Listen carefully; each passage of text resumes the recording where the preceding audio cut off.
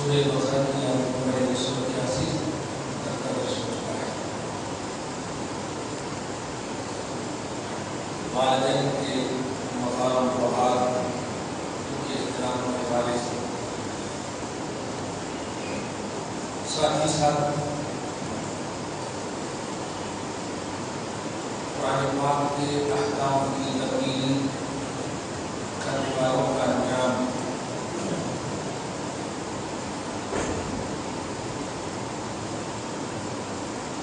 گزشتہ درس آپ نے سنا۔ آیت نمبر 182 دیکھیے، اللہ پاک فرماتا ہے جس کسی کو بھی وصیت کرنے والے کی طرف سے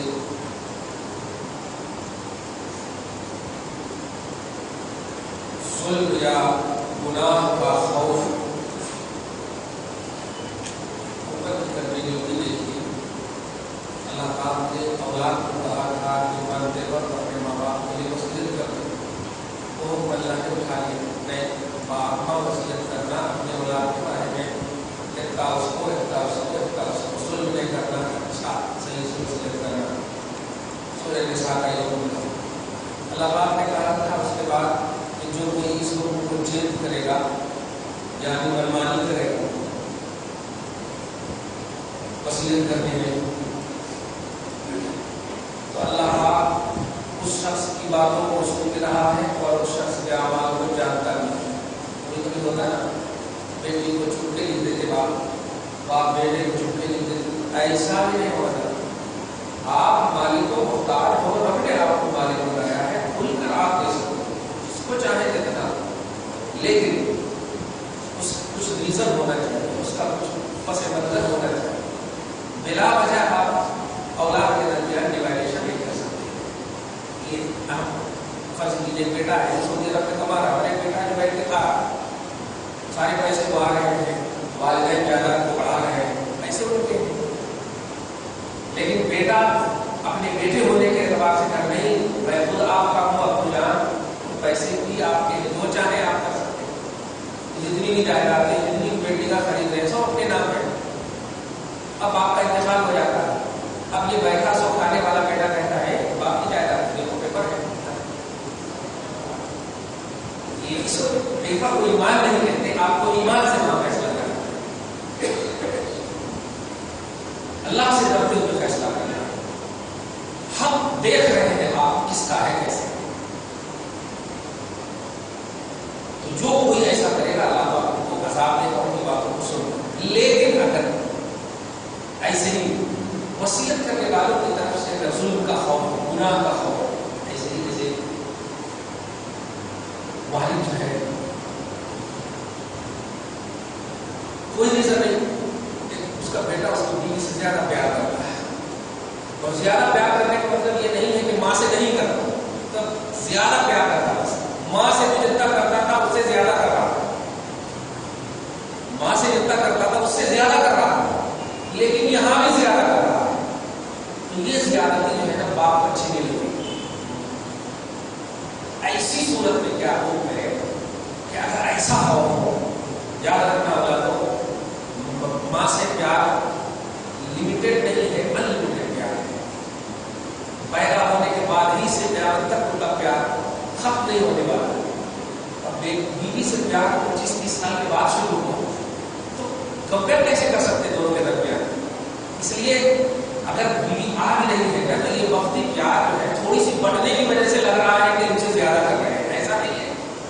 خدا کی قسم کوئی بیٹا اپنی ماں کو چھوڑ کر باپ بیوی سے زیادہ پیار نہیں کرتا، بس ان کا پیار جو ہے وہ طبعی اٹریکشن کو، دین کے اٹریکشن کو ظاہر کر دیتا، اور ایک بیٹے کا پیار ماں کے لیے ظاہر نہیں ہوتا، بس یہی فرق ہے، اور وہ ظاہر ہی ہونے کو باپ گواہ کبھی کبھی نہ کرے، تو ایسی صورت میں دوسرے اولاد کو یا دوسرے لوگوں کو کیا کرنا چاہیے؟ اللہ اس کا فارمولہ بتا ہے، فمن خاف من موص، اگر وصیت کرنے والے باپ کی طرف سے کوئی خوف ہو ظلم کا، یہ ظلم کریں گے، زیادتی کریں گے، تو اچھا تو اپنی ماں کو ایسا کرا بتا ابھی نہیں فون کر داماد فون کر چل تیرے لیے گھر میں اس قسم کا اگر خوف خطرہ ہو وقتی طور پر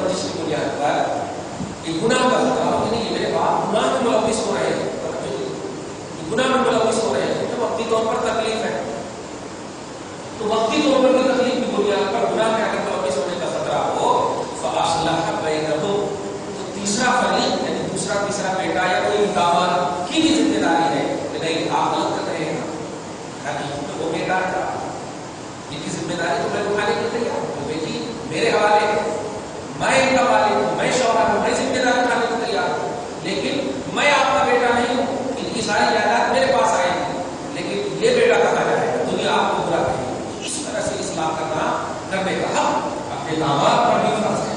फासलाह बैनहुम, वो सुलह कराए, यानी अच्छा कराए, खैरखानी का पहलू रखे। ये पहलू अल्लाह पाक ने इतना अजीम दिया है कि हम अपने मुआशरे में समझ जाए तो सुभान, न दामाद कभी नाराज होंगे न बेटा कभी नाराज होगा अपनी बात के आने से, अरे तो आ रही है अभी 1 लाख रुपये खर्च कर दे, ऐसा शादी से पहले अरे भाई बहन का प्यार क्या करता है, मिसाल है कुरान हदीस में। लेकिन शादी में आपको किसने कहा था 2 लाख रुपये खर्च करने के लिए? भैया किसने कहा था आपको? शादी पैसे का नाम नहीं, शादी तो मेरा दिल से कराया आपने, जुम्मन से कराया आपने। पैसा तो अपनी शान को बुलंद करने के लिए, अपने फख्र को बुलंद करने के लिए। कार्ड किसने छपाने कहा? ले देखते लोग ना देखते, किसने छपाने कहा? इसलिए बेटी को जो माँ बाप देते हैं या उनके तरफ से खर्च करते हैं, ये उनका हक नहीं है, उनका हक वो है जो शरीयत मुतय्यन कर चुकी है। ये बाप अपने नामो निशान के लिए, अपनी इज्जत और बका के लिए करते हैं। बेटी चाहे वो बूढ़ी क्यों न हो जाए अपने शौहर के घर में, लेकिन बाप माँ के यहाँ से उसकी जायदाद फिक्स है। अगर बाप माँ के पास दौलत है तो बाप माँ के यहाँ उनकी जायदाद फिक्स है। वो आप जो खर्च किए हैं, 10 लाख दिए, 5 लाख दिए, जहेज का दिए, वो आप अपनी इज्जत के लिए दिए हैं कि मेरी बेटी मेरा नाम रोशन करे, वहां इतना लायक पाला है, मेरी बेटी को सास ताना ना दे, मेरा दामाद ताना ना, समझ गया? इसलिए जहेज वगैरह इनको पहले देना ही नहीं चाहिए, देना इतना चाहिए कि बस तो समझने बोलने की जरूरत ही नहीं।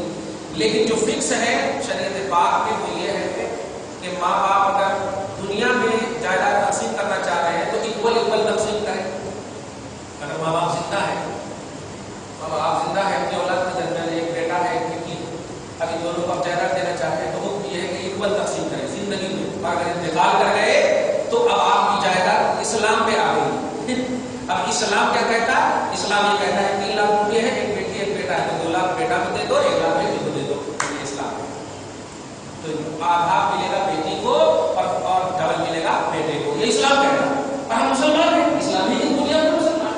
यूसिफुल्लाह फी औलाद लिज़्ज़करी मिस्लु हज़्ज़िल उन्सयैन, लिज़्ज़करी बोले तो मर्द के लिए, मिस्लु हज़्ज़िल उन्सयैन 2 औरत के बराबर है, यानी जितना 2 औरत को मिलेगा उतना 1 मर्द को मिलेगा। ये मरने के बाद, जिंदगी में बाप जिसको जितना चाहे दे सकता, जुल्म नहीं करना, जुल्म नहीं करना। बस आपको इख्तियार दिया है शरीयत ने, जितना चाहे दे सकते हैं। और ये तभी बेटे की तरफ मैलान ज्यादा होता है, तो ज्यादा होती है, नवासें कितनी चीज है, लेकिन इसका हरगिज़ मतलब नहीं कि औलाद दोनों औलाद बचपन में दोनों को आपने एक जैसा प्यार किया, अभी बढ़ गए हैं तो थोड़ी सी नजरियात बदल गए हैं, लेकिन औलाद होने के ऐसे से औलाद है।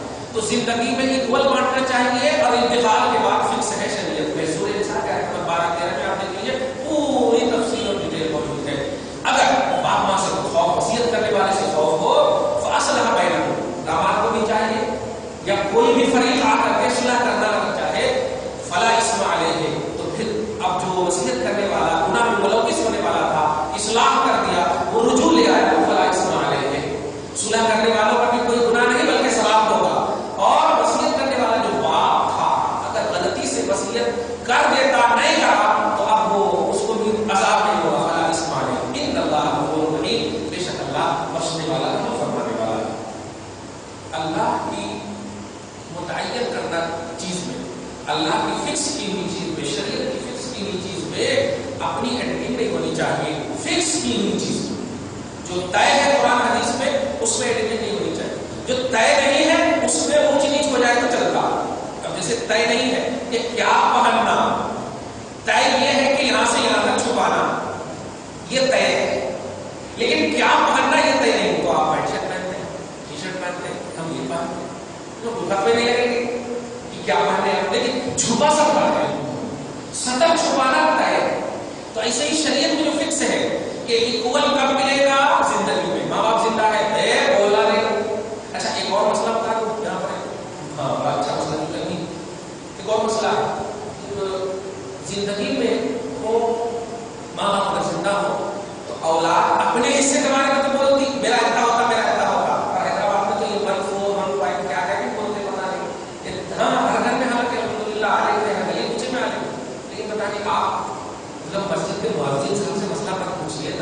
के मुफ्ती से पूछे मसला, हम लोग होता है कहाँ से होता है, ये स्टेटस है ना ये। तो माँ बाप अगर जिंदा हो और अगर हिस्सा तकसीम करने का आपकी नौबत आ जाए, तकसीम करने की नौबत आ जाए, तो उसके लिए हुक्म यह है कि सारी जायदाद को सबसे पहले 6 हिस्से में तकसीम कीजिए। सारी जायदाद को 6 हिस्से में तकसीम कीजिए और एक हिस्सा माँ बाप को दीजिए पहले। देखा, ऐसा नहीं है कि वन साइडेड खाली औलाद के लिए है। माँ बाप जिंदा हो तो माँ बाप को भी 6वां हिस्सा मिलेगा, हर एक को। 6 लाख रुपया है, 2 लाख रुपया पहले अलग है माँ बाप के वास्ते, फिर 4 लाख रुपया है, फिर औलाद में तकसीम कर दो जो है उनके अवतार, ऐसा। लेकिन औलाद को एक साइड से सिर्फ ध्यान दिया गया, तेरा इतना होगा वापस ले, तेरा इतना होगा, किससे तू मांग रहा है, तेरा इतना होगा माँ बाप से, और लेकर के चला गया। फिर उनका क्या, भाई माँ बाप का क्या? तो शरीयत कभी भी अदल और इंसाफ के तकाजे को खत्म नहीं करे। अदल की बेटा वो अगर जबरदस्ती अपना हिस्सा चाहता है तो देता हूं, देती हूं, लेकिन मेरी जायदाद में खुद मेरा हिस्सा मेरे रब ने बताइए, मेरा हिस्सा पहले निकाल दे, फिर अपना हिस्सा बताइए। तो कहना ये क्या है, एक का फिक्स है शरीयत में, हर एक का हुक्म, हर एक का तकाजा इंसाफ मुतय्यन है शरीयत में, उसमें अपनी दिमाग का दिमाग नहीं लगता। और दामाद को तो इंटरफेयर करना ही नहीं चाहिए। दामाद पर फर्ज है कि वो अपनी बीवी की किफालत करे बस, और सास ससुर से इज्जत मांगे बस, टॉर्चर न करे कि तेरा जो हिस्सा है ले वरना तलाक। डायरेक्ट जहन्नम में जाएगा ऐसा, डायरेक्ट जहन्नम में जाएगा। इसका कोई भी अधिकार है ही नहीं कि इस बुनियाद पर टॉर्चर करे कि नहीं तेरा जो हिस्सा है ला, तब शादी बरकरार रहती है। नहीं, वो बेटी को हक हासिल है कि वो फख्र से कह दे अपने माँ बाप को, अब्बू जान आपने इतना खर्च किया है, मेरे भाई साहब को दे दीजिए, उनके पास नहीं है, वो परेशान है, ये उनको हक हासिल है, वो जो चाहे करे। दामाद को ये हक हासिल नहीं है कि उसके महर का पैसा बेइजाजत बीवी खर्च करे। 20,000 रुपए महर मांगा है और देना है शौहर को, अरे तेरी तो हस्बैंड को चिंता करता होने को, इतना करना वो आपकी जिम्मेदारी है, तो 20,000 में मेरा फर्ज है, 20,000 ये फिक्स है, और फिक्स में एडिटिंग नहीं होनी चाहिए, समझ रहे ना। इसलिए दामाद किसी का भी बनना तो अपनी इज्जत लेने के लिए बनना, बस दौलत लेने के लिए नहीं बनना। जो कोई भी हम बीवी का है वो जाने, वो बेटी का मसला है, वो है बीवी, आपका अधिकार नहीं है। कानूनी कार्रवाई तक करने के लिए भूल जाते हैं आज के दामाद, अफसोस नहीं, ऐसा नहीं हो। ऐसे दामाद को दयूस कहा गया शरीयत में, जो कि रिस्पॉन्सिबिलिटी को, अपनी पर्सनल रिस्पॉन्सिबिलिटी को भूल जाए और दूसरों के हक की बुनियाद पर आकर के उभर कर आए मामला है। नहीं, अल्लाह पाक आपको हमको बचाए रखे। फला इस्मा अलैहि इन्नल्लाह गफूरुर रहीम। तो माँ बाप का भी ख्याल आखिरी दम तक रखने का हुक्म है। अगर आपको चाहिए हिस्सा माँ बाप से, तो बेटा तू बेटा है, किस अधिकार से तू मांग रहा है? बेटे होने के अधिकार से, मतलब अभी भी वो बाप ही तू से मांग रहा है, तब आप मांग रहा है, वरना आम लोग क्यों नहीं हक लेते हैं आप? इसका मतलब तुझे जो हक मिला है वो बाप मां होने की हैसियत से तुझे हक मिला है कि तू उसी बाप मां का बेटा है। तो शरीयत आखिरी लम्हे तक माँ बाप की इज्जत और वक़ार का लिहाज किया है। उसको हर हाल में आपको देखना है। बेटी या बीवी को देखने के लिए तो उनके माँ बाप भी मौजूद है, लेकिन तेरे माँ बाप को देखने के लिए कौन है? इसलिए इसका लिहाज हर हाल में करना चाहिए। उनका भी हिस्सा होता है, 6वां हिस्सा है। इन्नल्लाह गफूरुर रहीम, बेशक अल्लाह बख्शने वाला है, फरमाने वाला है। आयत नंबर 3 या अय्युहल्लज़ीना आमनू कुतिबा अलैकुमुस सियाम कमा कुतिबा अलल लज़ीना मिन क़ब्लिकुम लअल्लकुम तत्तक़ून। इस आयत के करीब अगर तर्जुमा सुनने से पहले एक लफ्ज़ सुनिए। हम कोई भी इबादत करते हैं, कोई भी इबादत, ईमान के बाद नमाज है, ज़कात है, हज है, रोज़ा है, जितनी भी पिलर्स ऑफ इस्लाम 5 है, ईमान के बाद जितनी भी फराइज़ है हमारे बाद में, जो भी अमल करते हैं, यहाँ तक के रास्ते से तकलीफ दे चीज को उठाते हैं, ये भी जो अमल करते हैं, इन सब का मकसद ये होता है अल्लाह पाक सवाब दे। ये मकसद होता है अल्लाह पाक सवाब दे, जहन्नम के अज़ाब से बचा ले। और ये दोनों पहलू, ये जहन्नम के अज़ाब से बचना और सवाब देना, ये दोनों पहलू जो है ना तक़वा को चाहते हैं। तक़वा उसे कहते हैं कि आपको बुराई से बचना है और नेक काम करना है, और नेक काम करेंगे सवाब मिलेगा, کیسے بچیں گے؟ جہنم سے بچیں گے. تو ہر عمل کا مقصد ہوتا ہے کہ اللہ تعالیٰ ثواب دینا اور جہنم سے بچا لینا، عذاب سے بچا لینا. یہی مطلب ہوتا ہے. کوئی آپ فارمیلٹی پوری کرنے کے نہیں آتے، اسی لیے آپ نماز پڑھتے ہیں، دعا کرتے ہیں. دعا اللہم ربنا انت السلام و منک السلام، اے اللہ تو ہی سلامتی دینے والا ہے. یہ کیوں کہہ رہے آپ؟ مطلب یہ اللہ مجھے کوئی ایسی پریشانی آ جائے تو ہمیں سلامت رکھنا، مصیبت سے بچانا. الیک یرجع السلام، تیری ہی طرف سلامتی لوٹتی ہے. تبارک یا ذل جلال و اکرام، تو ہی عزت والا ہے، اکرام والا ہے، ہم تجھ سے ہی عزت مانگتے ہیں. دیکھا آپ نے نماز پڑھ لیا فرض، لیکن دعا میں اس نماز کے پڑھنے کا اثر اور نتیجہ مانگ رہے ہیں. اے اللہ پڑھ تو لیا ہم نے، کہ کوئی ڈیوٹی کے تصور میں نہیں پڑھا، ڈیوٹی ہوتی تو بھاگ جاتا، لیکن آپ مانگ رہے ہیں. کہ اس کا مطلب یہ ہوا کہ ہر عمل کا مقصد آپ کا یہ ہوتا ہے کہ مولا دے، کچھ نہ کچھ دے، ثواب دے، عذاب سے بچائے. یہی مقصد ہوتا ہے. اب اس کی شکلیں جو بھی ہو، اولاد کو اچھا رکھے، گھر بار کو اچھا رکھے، ہم کو اچھا رکھے، ہماری صحت کو اچھا رکھے، یہ سب ثواب کی کوالٹی. تکلیف نہ دے، پریشانی نہ دے، یہ سب عذاب کی کوالٹی. تو ثواب دینا اور عذاب سے بچنا، یہ دو پہلو ہوتے ہیں. آپ دھیان دیجیے گا، اسی دو پہلو کی نیت اور تصور میں آپ ہم سے نماز بھی پڑھتے ہیں، حج بھی کرتے ہیں، زکات بھی دیتے ہیں. سب ہو گیا. آپ ایک لفظ جو بتانے جا رہا ہوں یہ کسی بھی عمل کی رد کو ضرورت نہیں، اس لیے کہ اللہ رب العالمین حاکم ہے، مالک ہے، وہ جزا دینے والا ہے. ضرورت کا پہلو لینے کو بتاتے ہیں. ضرورت کا پہلو جو ہے بھائی آپ کو ضرورت ہے، اس کا مطلب آپ چاہیے، آپ لینے کا مطلب. تو اللہ مالک یوم الدین جزا دینے والا ہے، وہ کسی بھی عمل کی اس کو ضرورت ہے. بس اب آپ آیت کریمہ سنیے. ہے وہ رمضان کی آیت، لیکن آج اس کو فٹ کرنے کے لیے مجھے اتنا بتانا پڑا. یا ایھا الذین آمنوا کتب علیکم الصیام، اے ایمان والو تم پر روزے فرض کیے گئے.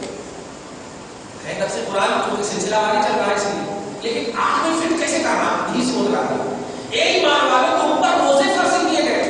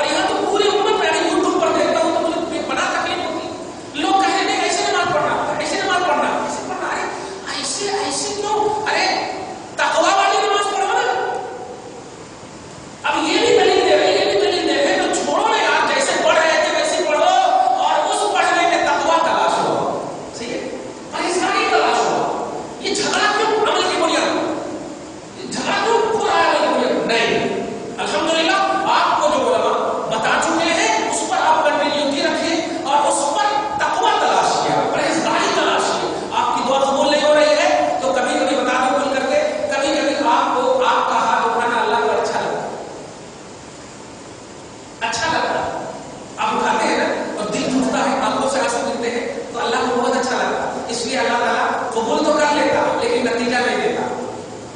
اس کو تمہارے مثال میں سمجھا دوں. جیسے ایگزام دے لکھ کر آئے, چیکر کے پاس گیا, دہلی کا چیک کر لیا, نمبر بھی دے دیا, لیکن دفتر میں آ کر کے وہ چھپا ہوا ہے. 20 دن کے بعد نتیجہ نکالا, لیکن 20 دن تک جو نتیجہ نکلا سو چھپا ہوا ہے.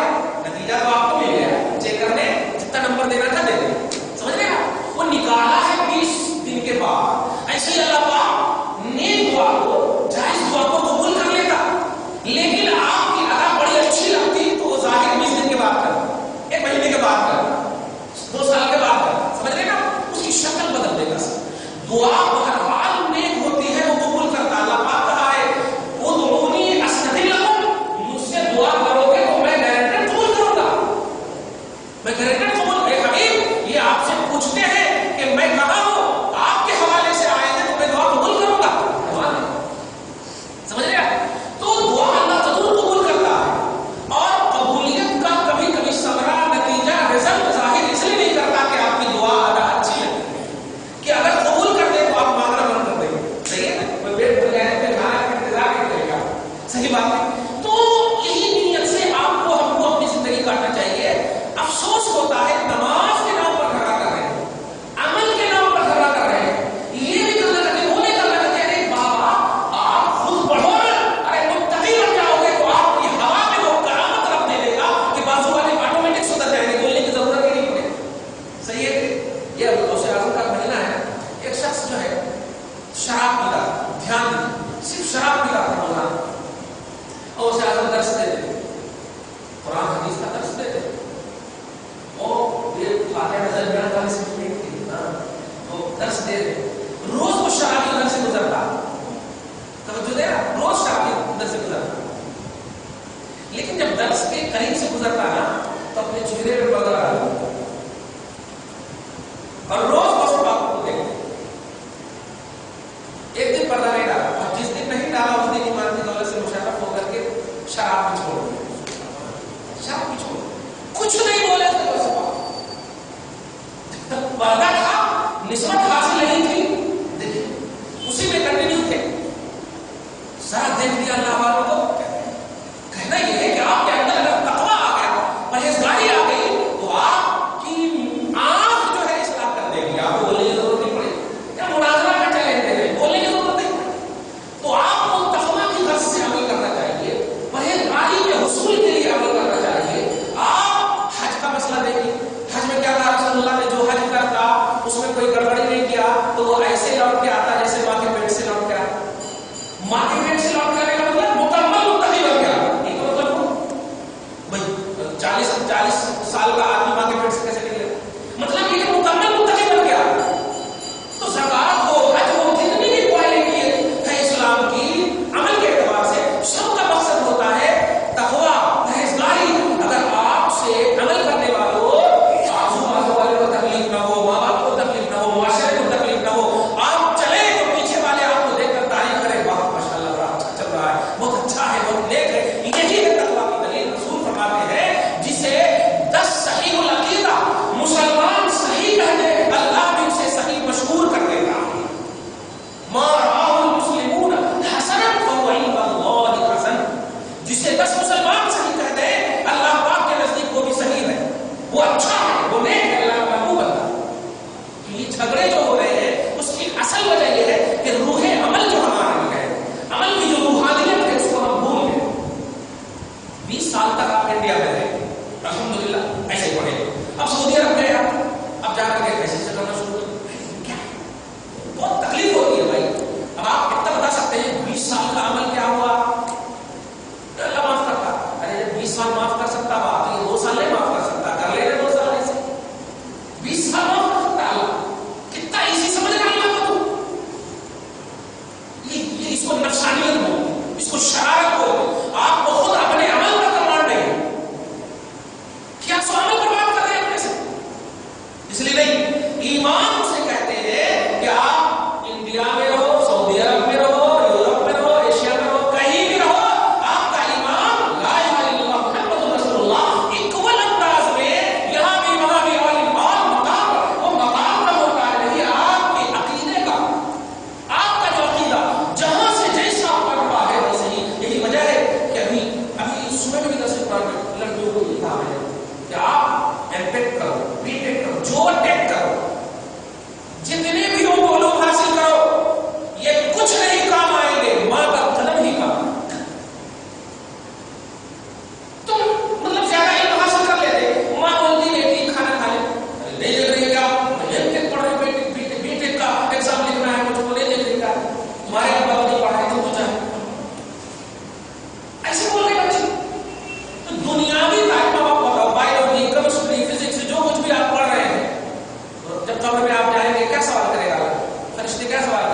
تیرا رب کون ہے، تیری بایولوجی کیسی ہے، تیری کیمسٹری کیا ہے، مجھے تیرا رب کون ہے، تیرا دین کیا ہے، تیرا رسول کون ہے. دیکھا جنت میں بھی اسی ذاتیہ سے فیصلہ ہوگا. نے کیا عمل تو کیا ہے. نالج پڑھائی جتنا کرنا ہے کیجیے، لیکن نالج کی بنیاد پر انگلش بولنے کی بنیاد پر، یہ بڑا بڑی بولنے کی بنیاد پر لوگ اٹریکشن پیدا کر رہے ہیں، خود بھی جا رہے ہیں. یہ بہت بڑی غلطی ہے، بہت بڑی غلطی ہے. یاد رکھنا بڑے سے بڑا ولی اور غوث اعظم سے تو کوئی بڑا ولی نہیں ہوگا. صحابہ کا غوث اعظم اتنے بڑے ولی ہیں کہ ماں کی ایک وصیت کو جب انہوں نے نہیں بھولا، پوری وصیت کو کیسے بھولے ہوں گے. ماں نے صرف ایک جملہ کہا، بیٹا جھوٹ نہیں بولنا. جبکہ شریعت کہتی ہے اگر آپ کو تکلیف آ جائے، مصیبت آ جائے، جیسے کہ کوئی اگر ظالم آپ کے کانے پر گولی ایسے اور کہہ رہا ہے کہ جھوٹ بولو، تو جھوٹ کی کیا بات ہے. اگر کلمہ کا انکار کرنے بول رہا ہے تو کلمہ کا انکار کرنے شریعت ہے. سورہ بقرہ آیت نمبر 73 میں دیکھیے آپ، فمن اضطر، جو مجبور کر دیا جائے حرام کام پر. تو آگے سے سوال آ کر کے بولے بندے والا بولو، اب مجبور ہے کہ کیا کریں. جو وہ کہہ رہا ہے شریعت کہتی ہے رخصت. تو اب بتائیے 18 سال کی چھوٹی سی عمر ہے، ماں سے رخصتی لے رہے ہیں. اس بات کہ چھوٹی سی عمر میں ابھی ولایت کا خود علم نہیں ہے، ولایت کا ظاہری طور پر خود علم نہیں ہے. جب جاتے ہیں تو کون ملتا، ایک گنڈا نہیں کتنے گنڈے ملتے ہیں، روڑی شکر بڑے بڑے روڑی شکر ملتے ہیں، سب لوٹ لیتے ہیں. ایسے عالم میں بھی جب اس خوبصورت بچے کو جھنجھوڑ کر بولتا ہے تیرے پاس کیا ہے، تو کہتا ہے یہ ہمارا شرفیہ ہے، میری ماں نے کہا. ایسے حالت میں تو ایک دم صاف بول سکتے تھے کہ بھائی کوئی کسی کی خوب ضرورت ہے لوگوں کو، وہاں پہ تو جھوٹ بولنے کی رخصت ہے بالکل، کیونکہ اگر یہ دے دیے تو پھر راستے میں کیا ہوگا، کیسے بولنے کی رخصت ہے. لیکن نہیں، اب آپ غور کیجیے، ماں کی ایک وصیت پر عمل کرنے والا سلطان الاولیاء ہے، ولیوں کا بادشاہ ہے، اور آپ دنیاوی علم کی بنیاد پر ماں کو ڈیلیٹ کر رہے ہیں. جن کو ولایت کا تاج، ولیوں کا تاج بنایا گیا، وہ ایک ماں کی وصیت پر اتنا عمل کر رہے ہیں. آپ ہم کیا کر رہے ہیں؟ پھر ہو سکتا پھر کیا نہیں. اس لیے اس کو دھیان رکھیے گا. آپ بڑے سے بڑے انجینئر بن جائیے، پروفیسر بن جائیے، لیکچر بن جائیے، دنیا کا آل علم حاصل کر لیجیے، آپ چلے جائیے سپر پاور ملک کے پریزیڈنٹ بن جائیے آپ. لیکن خدا کی قسم جنت لینی ہو تو بوڑھی ماں کے قدم کو ہی چاٹنا پڑے گا.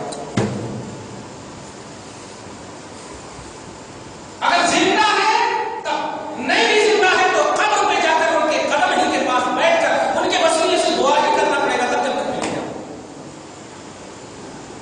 کچھ کیا پرائم منسٹر کچھ کام آئے، کچھ کام نہیں آئے.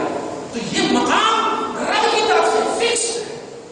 تو جو فکس چیز ہے اس میں ایڈیٹنگ نہیں ہونی چاہیے. ہم علم حاصل کرنے سے روک نہیں رہے آپ، لیکن جو فکس ہے اس کا علم ہے کہ جو بھی عمل کرو آپ اس میں تقویٰ تلاشو، اس میں پرہیزگاری تلاشو. یہ فکس ہے. نہ لے کے فکس ڈپوزٹ کو، فکس علم کو آپ نگلیکٹ کر دے رہے ہیں، اور دنیا میں وہ علم جو نہ آپ کے دین میں کام آ سکتا ہے نہ دنیا میں کام آ سکتا. آپ بڑے سے بڑے ایم بن جائیے، رشوت نہیں دیں گے تو نوکری نہیں لگے گی. آپ بتائیے. اور یہاں بغیر رشوت کے، بغیر محنت کی جنت مل رہی ہے. کتنا بڑا مقام ہے میری ماں کا. سمجھ رہے نا، وہ جنت جن کے لیے زندگی کاٹ دی بڑے بڑوں نے. اس لیے دھیان رکھیے گا، کوئی بھی عمل، نماز پڑھیے، حج کیجیے، زکات دیجیے، جو بھی عمل کرنا، ان تمام چیزوں میں آپ کو تقویٰ تلاشنا ہے، پرہیزگاری تلاشنا ہے. یہ فکس ہے. باقی دنیا میں جو بھی کیجیے یہ ایڈ کرنا ہے اسلام میں، اسلام کو اس میں ایڈ مت کرنا ہے. اس کو اسلام کے تابع کرنا ہے، اسلام کو اس کے تابع کرنا ہے. یعنی سعودی کو اسلام کے تابع کرو، اسلام کو سعودی کے تابع کرو. یہ کہنا سمجھ گیا؟ اسلام کو